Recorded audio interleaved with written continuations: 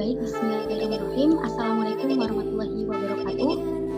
Kami dari kelompok 3 akan mempresentasikan hasil tugas kami yakni mengenai gadai. Yang mana anggota kami yakni yang pertama Alma Ainiyah, kedua Mutmainah, Waude Dwi Ahmedinda, dan Adila Zahra Putri.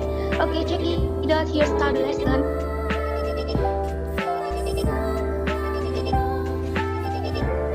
Oke.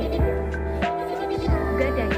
Berbicara mengenai gadai merupakan suatu hak yang diperoleh seseorang yang berpiutang atas suatu barang bergerak atau tidak bergerak. Nah, barang yang tidak bergerak, benda yang bergerak atau tidak bergerak. Nah, itu apa saja? Yakni motor, mobil, tanah, sawah, rumah, yang mana dijelaskan lebih lanjut dalam pasal 1150 KUH Perdata. Nah, gadai sendiri itu dimuat dalam pasal buku 2 KUH Perdata bab 20 pasal 1150 sampai 1160 KUH Perdata. Nah, di sini pula gadai itu memiliki subjek, yang mana subjek gadai itu ada 3, yakni apa saja? Yang pertama yakni ada yang namanya pemberi gadai atau biasa kita sebutkan dengan istilah debitur. Yang kedua yakni penerima gadai, yang mana istilahnya adalah kreditur. Dan yang ketiga adalah pemegang gadai, yang mana lebih lanjut dijelaskan dalam pasal 1329 KUH Perdata. Oke, sedangkan objek gadai.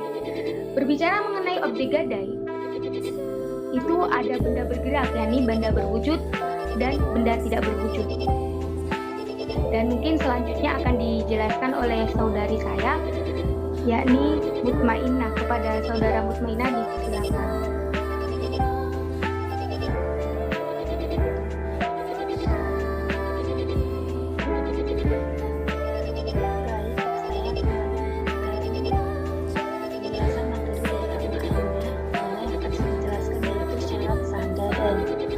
Syarat sah gadai ini dibagi menjadi 2. Yang pertama itu harus ada penyerahan atas benda yang dijadikan jaminan.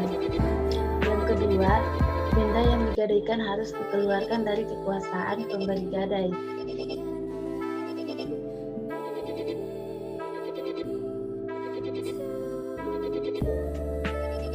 Nah, selanjutnya yaitu ada bentuk perjanjian gadai. Bentuk perjanjian gadai ini juga dibagi menjadi 2, yaitu bebas tidak terikat oleh suatu bentuk tertentu, dan yang kedua dapat diadakan secara lisan maupun tertulis.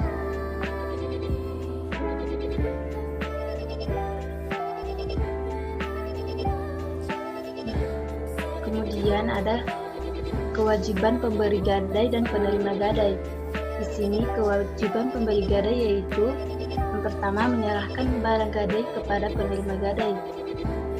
Yang kedua, membayar pokok dan sewa modal kepada penerima gadai. Yang ketiga, membayar biaya yang dikeluarkan oleh penerima gadai untuk menyelamatkan gadai.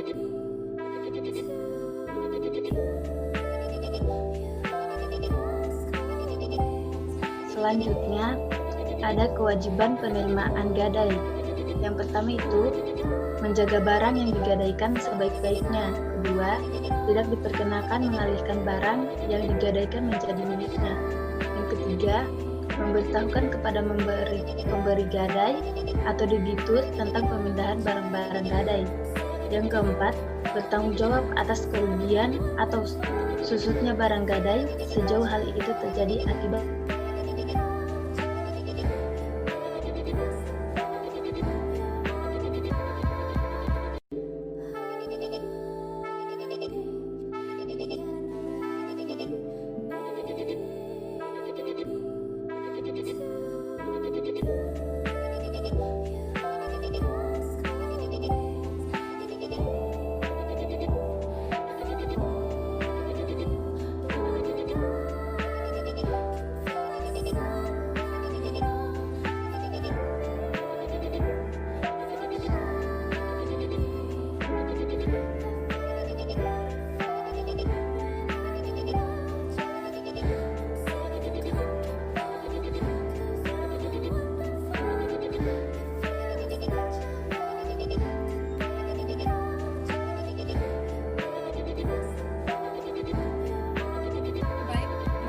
selanjutnya yaitu hak pemberi gadai dan penerima gadai. Hak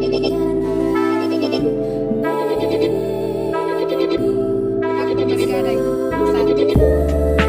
Menerima uang gadai dari penerima gadai. 2.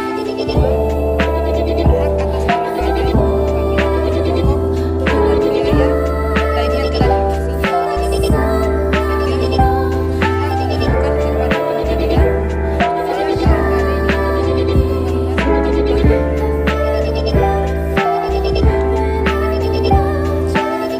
Hak penerima gadai. 1. Menerima angsuran pinjaman dan bunga sesuai dengan waktu yang ditentukan. 2. Menjual barang gadai jika pemberi gadai tidak memenuhi kewajibannya setelah lampau waktu atau setelah dilakukan peringatan untuk pemenuhan janjinya. Selanjutnya akan dijelaskan oleh Saudari Andin. Baik, saya akan melanjutkan materi yang dibawakan oleh Desi, yaitu hapusnya gadai. Hak gadai hapus dengan hapusnya perikatan pokok, yaitu perjanjian utang piutang sehubung dengan dibayarnya utang pokok, ditambah bunga dan biaya lainnya, seperti biasanya pemeliharaan benda gadai. Jika benda gadai lepas atau tidak lagi berada dalam kekuasaan pemegang gadai, pelelangan barang gadai terbagi menjadi dua, yaitu yang pertama, hak para eksekusi, yaitu menjual atas kekuasaan sendiri benda-benda debitur apabila debitur tersebut lalai atau wan prestasi. Diatur dalam pasal 1155 ayat 1 KUH Hak real execute, yaitu seorang kreditur juga memiliki hak untuk menjual barang gadai melalui perantara hakim, diatur dalam pasal 1156 KUH Perdata.